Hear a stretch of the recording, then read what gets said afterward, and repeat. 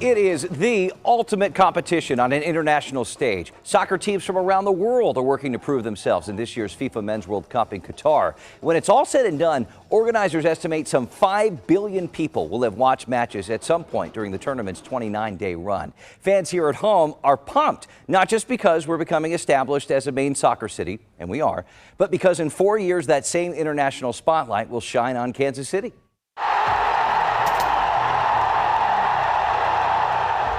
You've seen the watch parties, you've felt the excitement, and we've told you about the years it took to develop a pitch and bring matches to the Metro. As we speak, the people in charge of Kansas City's successful bid are closely watching what's happening in Qatar as we prepare to host matches of our own in 2026. In fact, there is a Kansas City delegation on its way to the Middle East right now. Please welcome back to the program Catherine Holland, director of Kansas City's World Cup bid. She'll soon be on a plane headed overseas. Catherine, thank you so much for taking time to talk to us. First off, is this getting real for you? This must be very exciting. It is very, very exciting, and yes, incredibly real. I think we are going to learn so much coming out of this trip. I think we'll have a lot of questions answered, but there might be a lot of questions that come out of it as well. Good questions that we need to be thinking about. For sure. So it's you and 2 other people as part of this delegation, right? What are you hoping to learn? I mean, this is just an sort of paralleled opportunity for us to get a behind-the-scenes look of all of the functional areas, around the FIFA World Cup. So we will obviously visit stadiums. We will visit the accreditation center. We will visit where volunteers are managed. We will visit the International Broadcast Center. So we'll just have a chance to see everything, from an insider's perspective that we need to prepare for in 2026. And we know the World Cup will have an expanded field of teams in 2026, so that means more matches. That's got to be great for us. Have you gotten a sense of maybe how many matches Kansas City will host? Yeah, so we've always been told that we can expect to host between 5 and 7 matches, which you've probably heard is the equivalent of 5 to 7 Super Bowls in a 4-week period. We are very hopeful that we might get quarterfinal rounds, given the size of Arrowhead and then our central location. That would be just an incredible goal for us to achieve. I think that we might know the schedule by end of next year, but again, hopefully coming out of this trip, we might have a little bit more insight as to when that match schedule will be finalized. Right. And we know we still have a little ways to go. What needs to happen in Kansas City? What's going on behind the scenes here at home? Well, so we're working on setting up, a business entity that will be established to basically run this project, and then we will have to obviously staff up. We've got some early plans that we need to work through next year. We need to start thinking about transportation and what that's going to look like in 2026.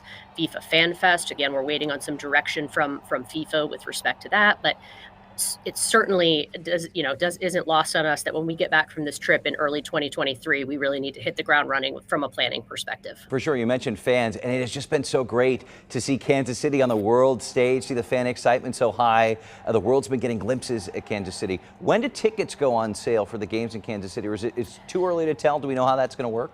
Yeah, it's way too early. That process will be completely controlled by FIFA, and I won't expect that tickets will be released until probably minimum of 9 months out of the matches in 2026.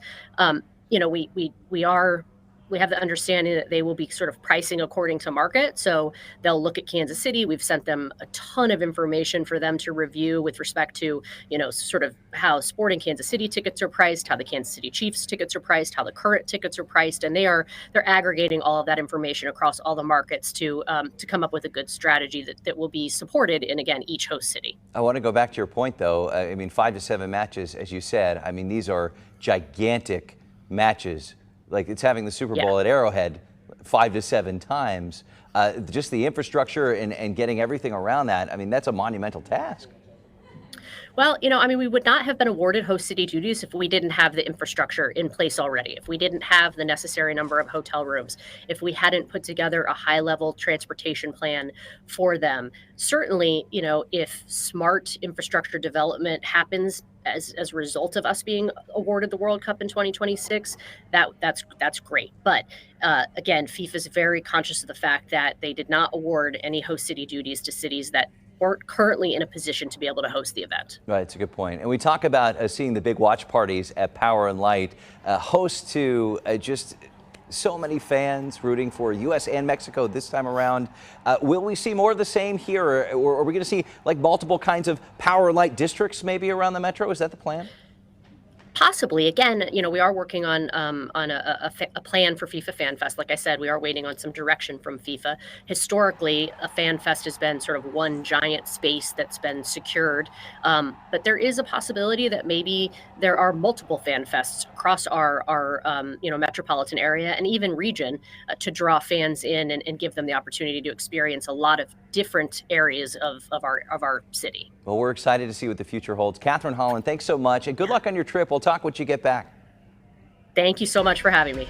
Count on KMBC9 News for coverage as Kansas City prepares for World Cup play. There's a lot that goes into hosting the games, and we will be there every step of the way. We'll be right back.